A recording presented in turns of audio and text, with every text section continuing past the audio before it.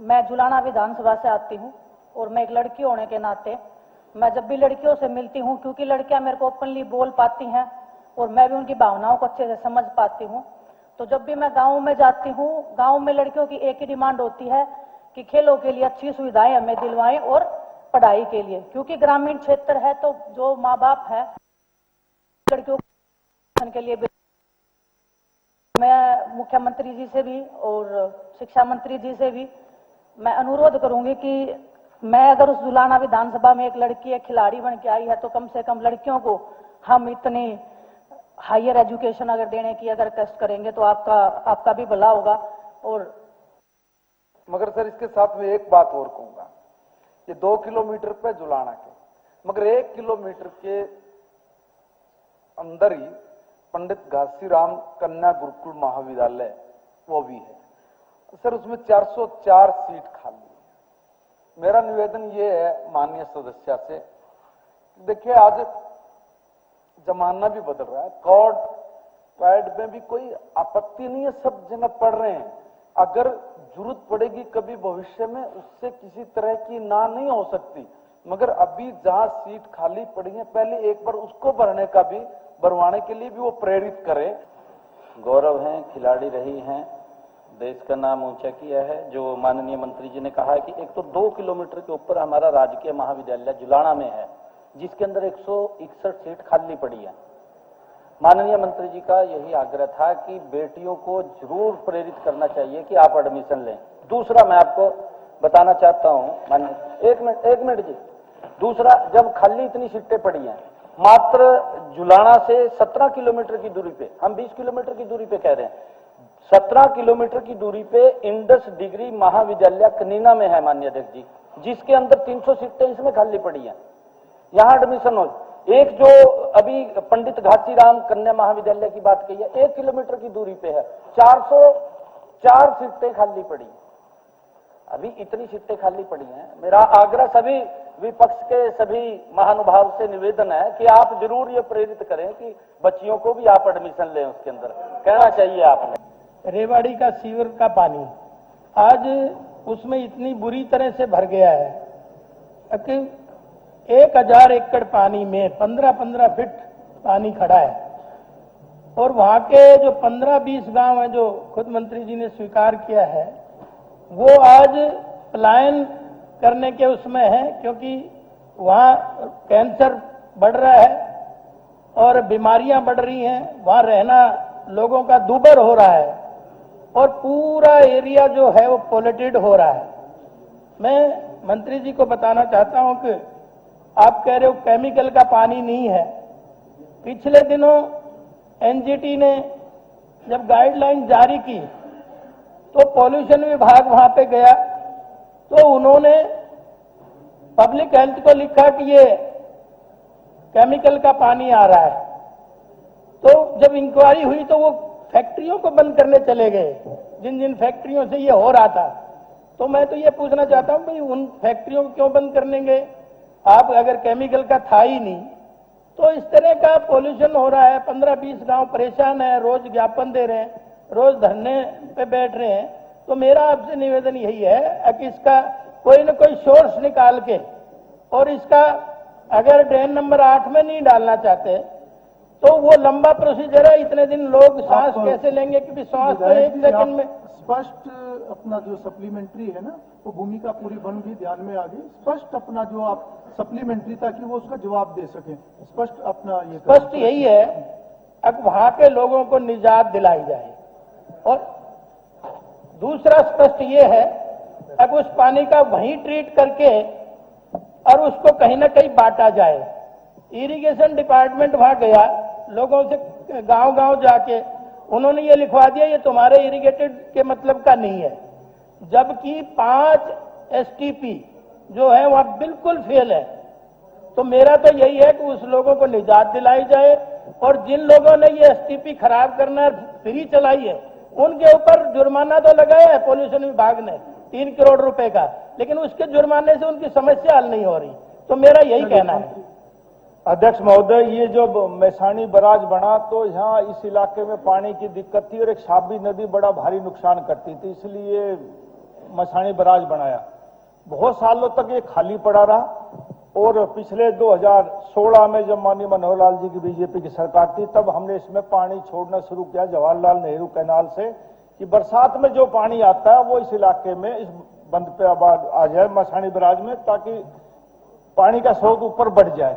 आहिस्ता आहिस्ता रेवाड़ी और धारवेड़ा के एसटीपी का पानी उसमें साफ करके डालने लगे, लेकिन कई बार ऐसा होता है और मैं मानता हूं कि वो एसटीपी का सीधा भी छोड़ देते हो पानी। इसकी बाकायदा मॉनिटरिंग करेंगे, सेशन के बाद में भाई के साथ जाके वहां देखेंगे। यदि कोई उस प्रकार का पोल्यूशन है तो उन लोगों को दिक्कत नहीं आएगी, ये मैं विश्वास दिलाता हूं। धन्यवाद मंत्री जी। लेकिन एक में और उसमें कोई बजट का प्रोविजन करा जाए, क्योंकि बजट अभी है नहीं, मैंने जैसे इंक्वायरी करी है, और पब्लिक हेल्थ और इरिगेशन मिलकर कंबाइंड उसका बजट का प्रोविजन कर दे, तब आगे बात बनेगी, उसका समाधान निकलेगा। पैसे की इस बारे में कोई अड़चन नहीं आएगी। श्री देवेंद्र चतुर्भुज। Question number 22। नहीं श्रीमान जी, ऐसा कोई प्रस्ताव उचाना से नहीं है। अगर कोई ऐसा माननीय सदस्य कोई प्रस्ताव देते हैं तो उस पर विचार करेंगे। स्पीकर सर, मेरा प्रश्न उचाना में स्टेडियम के निर्माण को लेकर है। सर, मैं आपके माध्यम से खेल मंत्री जी का संज्ञान में लाना चाहता हूं कि यहाँ बहुत सारे बच्चे इंटरनेशनल मेडलिस्ट है। सर, हमारी विधानसभा में बहुत सारे नाम होनहार बच्चों के हैं जिन्होंने खेलों में देश और प्रदेश का नाम रोशन किया है। स्पीकर सर, लंबे अरसे से हमारी खेल स्टेडियम की मांग रही है। स्पीकर सर, हमारे बच्चों के उज्जवल भविष्य के लिए आपके माध्यम से मैं माननीय मुख्यमंत्री जो माननीय खेल मंत्री जी से निवेदन करता हूं कि हमारी इस मांग को जल्दी से जल्दी पूरा किया जाए, और मैं प्रस्ताव में पेश कर दूंगा आपके सामने सर। वैसे ब्लॉक उचाना में हमने जहां आपने जगह दी है उसके 6 किलोमीटर की दूरी पर है, लेकिन आप अगर और भी देंगे माननीय विधायक जी तो हम उसको प्रस्तावित को पारित करके जरूर वहां पर काम करने का प्रयास करेंगे। श्री कंवर सिंह। Question number 23। अध्यक्ष महोदय, विधायक जी ने पूछा कि महेंद्रगढ़ के अंदर जो पुराने कंडक्टर हैं कितने किलोमीटर बदले, कब कब बदले, कहे और कहे में जवाब है। तो इसमें जो पावर डिपार्टमेंट के निर्धारित जो मानक हैं उनके अनुसार समय समय पर कंडक्टरों को बदला जाता है। इसमें 2024-25 और जनवरी 2025 तक 17.80 किलोमीटर कंडक्टर रिप्लेस हुए हैं और पिछले 4 वर्षों में 49.10 किलोमीटर कंडक्टर रिप्लेस किए। जो टेस्टिंग्स हुई है, जो लोकसभा के अंदर भी जो रिपोर्ट जारी करी गई और उसके बाद जो सेंट्रल ग्राउंड वाटर बोर्ड ने भी जो रिपोर्ट जारी करी है, दोनों के अंदर बहुत ही अलार्मिंग चीज सामने आती है। सबसे पहली सर ये कि जो जल शक्ति मिशन की रिपोर्ट है उसके हिसाब से 23% जो पानी के सैंपल हैं उनके अंदर फ्लोराइड की मात्रा 1.5 mg से ज्यादा पाई गई, जो कि हम सभी जानते हैं जी, फ्लोराइड की मात्रा जब ज्यादा पाई जाती है बोन्स के रिलेटेड और चीजों के रिलेटेड बहुत ही गंभीर हेल्थ कंसर्न्स रेज होते हैं। उसी के साथ साथ इससे भी ज्यादा अलार्मिंग एक जो रिपोर्ट है जो सेंट्रल ग्राउंड वाटर बोर्ड ने निकाली थी, उसके अंदर यह पाया गया कि लगभग 14.5% से ज्यादा पानी के ऐसे सैंपल हैं जिनके अंदर यूरेनियम की मात्रा बहुत भारी संख्या में पाई गई। ये केंद्र ने भी एक लेबोरेटरी हर डिस्ट्रिक्ट के अंदर दे रखी है और उस पानी को टेस्ट करते हैं, क्योंकि पानी अगर जो टीडीएस की बात कर रहे हैं, टीडीएस हो जाता है कई बार नीचे का पानी ग्राउंड लेवल का अगर कहीं खराब होता है, जैसे अभी माननीय मंत्री जी ने भी उत्तर दिया है कि उसके अंदर कुछ सैंपल फेल हुए और उसमें हमने योजना की है कि क्योंकि रानिया के अंदर नहर आधारित पीने का पानी हम देते हैं, ट्रीट करके उसको पानी पीने का पहुंचाते हैं और वो पानी पूरा पहुंचा रहे हैं। कहीं इस प्रकार के अगर कोई और ऐसे हैं, मैं माननीय विधायक जी से कहना चाहूंगा कि यहाँ की देते तो उसका हम सलूशन निकाल देंगे, उसको हम नहर के पानी के साथ जोड़ देंगे। हमने कुछ जोड़े हैं, कुछ और है, वो बिल्कुल आपकी बात ठीक है कि नीचे का पानी ग्राउंड लेवल का कहीं उसका टीडीएस ज्यादा होता है, उसको मिला करके उसको ठीक करके हमारी सरकार का ये ध्येय है कि हम हर घर के अंदर स्वच्छ जल पहुंचाएं। और पिछले 10 वर्षों के अंदर माननीय अध्यक्ष जी, हमारी सरकार ने, आपने देखा है कि हर घर के अंदर नल और स्वच्छ जल पहुंचाने का जो संकल्प है हम वो लगातार पूरा कर रहे हैं। अगर कहीं कोई दिक्कत है उसको पूरा करेंगे।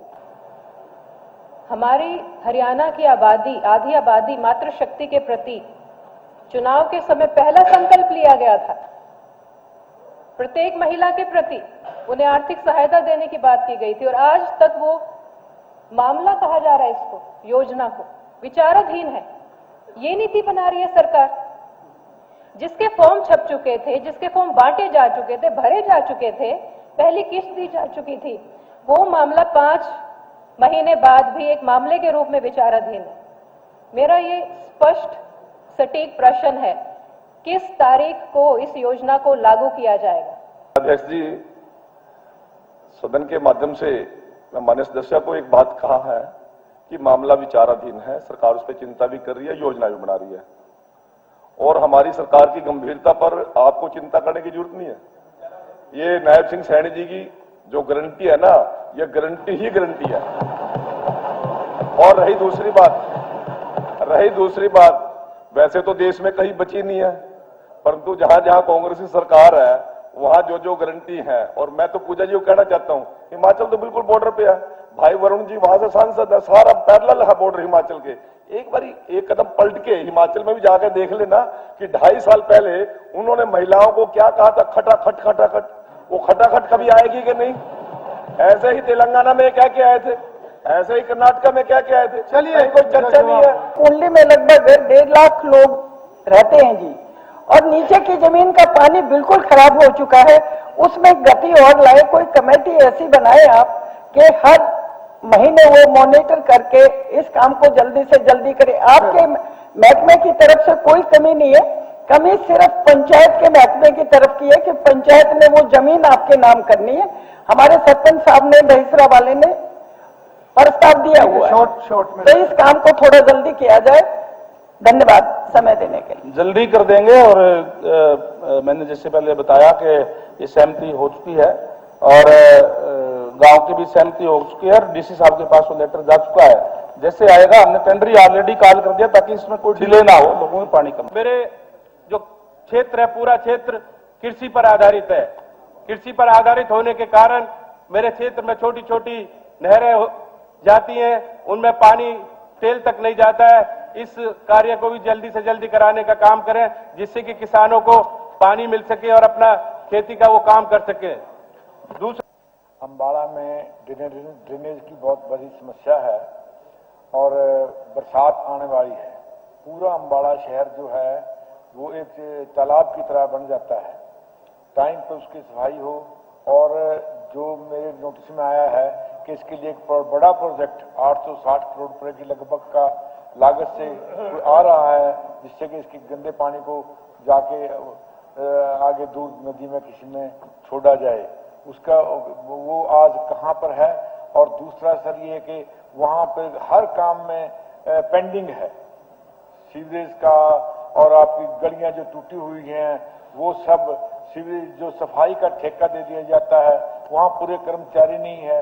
तरह तरह के एलिगेशंस लगते हैं जो कि करोड़ों रुपए में है। हल्का लोहारों में मेरे से पहले भी विधायकों ने पीने के पानी की समस्या उठाई, नहरों की समस्या उठाई। मेरे क्षेत्र में सिवानी ब्लॉक की अगर मैं बात करूं तो सबसे ज्यादा पानी के पीने की समस्या है। कई गांव में तो अध्यक्ष महोदय बिल्कुल खारा पानी है। दूर से टैंकर ला करके 500 रुपए में टैंकर मंगवा करके पीने के पानी की व्यवस्था गांवों में करनी पड़ रही है। सिवानी के वार्ड की बात करूं, वहां भी पीने के पानी की बहुत मोटी समस्या है। बहल की बात करूं, वहां भी कई वार्डों में तो 2-2 महीने पानी नहीं जाता। तो ये मैं आपके संज्ञान में लेना चाहता हूं कि हमारे जो क्षेत्र में नहरों का जो मैं पिछले 2-15 या 3-15 की बात करूं तो उसमें तो बिल्कुल पानी गया ही नहीं। हमारे जो टैंक थे वो भी खाली पड़े हुए हैं। तो मैं निवेदन करना चाहता हूं मंत्री जी से कि भाई इसके ऊपर आप जरूर ध्यान देंगे। पानीपत का सिविल हॉस्पिटल जो है, जो जनरल हॉस्पिटल बना था 1969 में, बहुत पुराना हॉस्पिटल था, उसी में ईएसआई को जगह दे दी गई।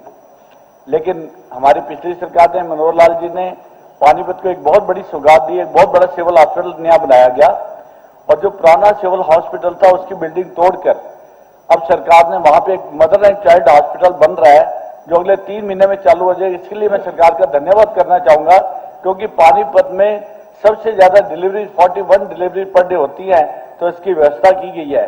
लेकिन ईएसआई हॉस्पिटल अभी भी पुरानी जगह उस जर्जर बिल्डिंग के अंदर है जो कभी भी गिर सकती है।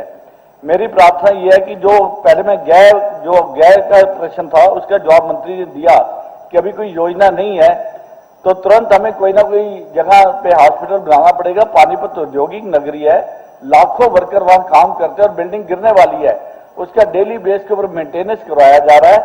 और इसके लिए एक प्रावधान और भी है कि ईएसआई हॉस्पिटल को एचएसवीपी ने सेक्टर 24 में और सेक्टर 29 पार्ट 1 के अंदर 2-2 एकड़ जगह अलॉट की हुई है, मार्क की हुई है। मेरी प्रार्थना है कि उसका हॉस्पिटल का निर्माण तुरंत से तुरंत किया जाए। Apex hospital, he is not a doctor, और उसको 2203 केस दिए गए और 15 करोड़ 20 लाख की पेमेंट दी गई है। मेरी प्रार्थना यह है कि आई नीड ए विजिलेंस जांच, इसकी जांच की जाए। हॉस्पिटल जो डाटा दे रहा है मैं उससे टोटली डिससेटिस्फाइड हूं।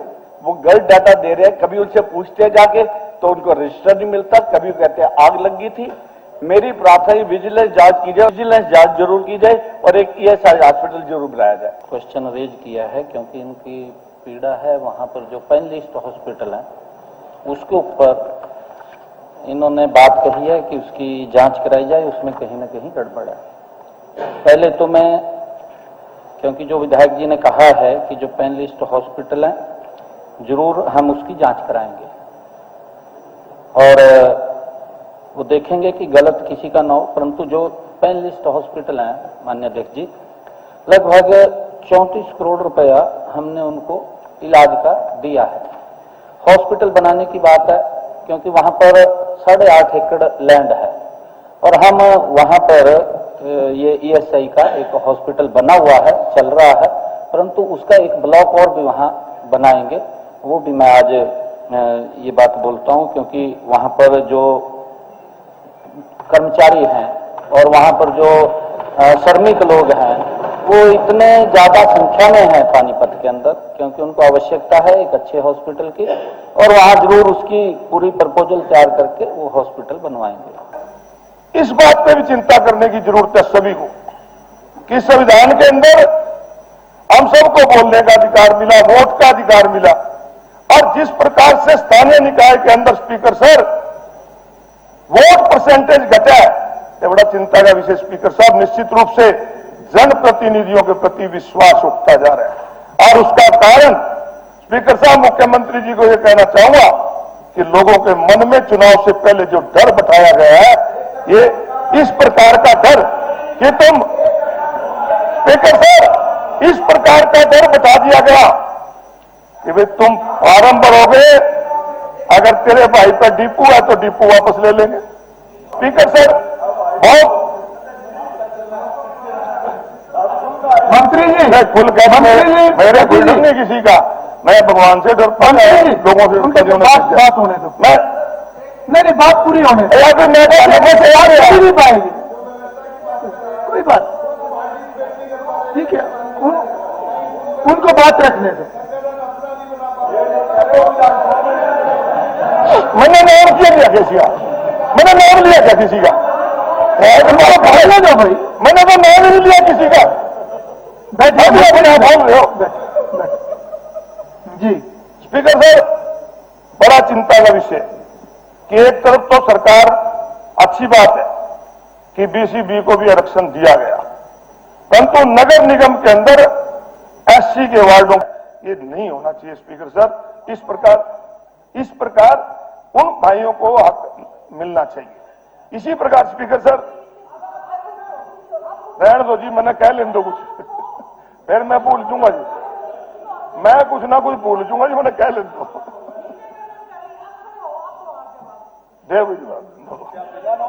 गीता जी आप क्या चाहते हैं कि वो बार बार खड़े हो या बैठे? नहीं, ऐसे नहीं, नो ऐसे नहीं, दोनों तरफ से बैटिंग नहीं, दोनों तरफ से बैटिंग नहीं चलेगी सचिन तेंदुलकर की तरह। नहीं ऐसे नहीं, नहीं ऐसे नहीं, बैठिए मंत्री, उनके कहने से आप खड़े हो तो नहीं, उनके कहने से खड़े हो तो 1 घंटे का इशू है। अरोड़ा जी मैं नहीं कर अपनी बात वो कर रहे हैं, मैं नहीं, मैं तो यार मेरा भाई है। आप अपनी बात रखो, मेरा तो पुराना साथी है तू आपस में। यार कमाल बोलने अगर बीच बीच में सारे खड़े हो गए चर्चा नहीं हो पाएगी।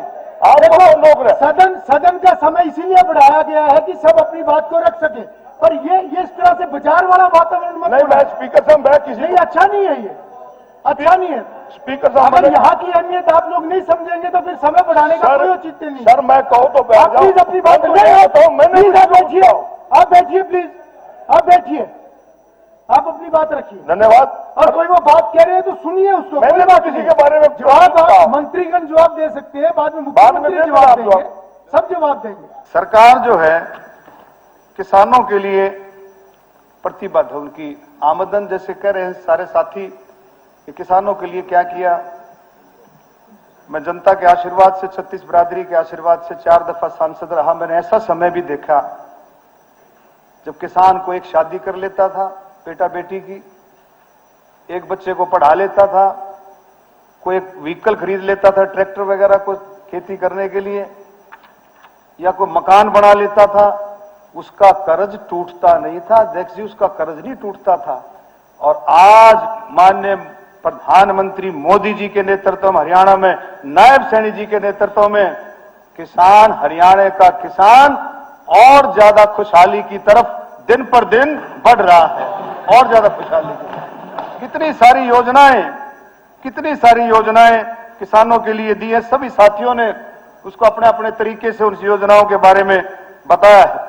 और सबसे बड़ी बात कि 24 फसलों पर एमएसपी, कई बार विपक्ष के साथी कहते हैं भाई जरा 24 फसल भी बता दो, कौन कौन सी है 24 फसलें? जौ, गेहूं, सरसों, चना, मसूर, सूरजमुखी, गन्ना, मक्का, ज्वार, जूट, कोपरा, मूंग, धान, बाजरा, खरीफ और भाई खरीफ मूंग, उड़द, अरहर, तिल, ये सारी की सारी ऐसी 24 फसलें हैं। अध्यक्ष जी, एमएसपी की बात करते हैं, एमएसपी की बात करते हैं। हाँ भाई बात, अच्छा एक और चीज सुनो, जो नहीं होती है, सुनो 1 मिनट, जो नहीं होती है वो भी अगर मंडी में बिकने के लिए आ गई तो माननीय कृषि मंत्री जी ने कहा उसको भी खरीद देंगे, जो अगर वो नहीं होती है वो भी बिकने के लिए आ गई।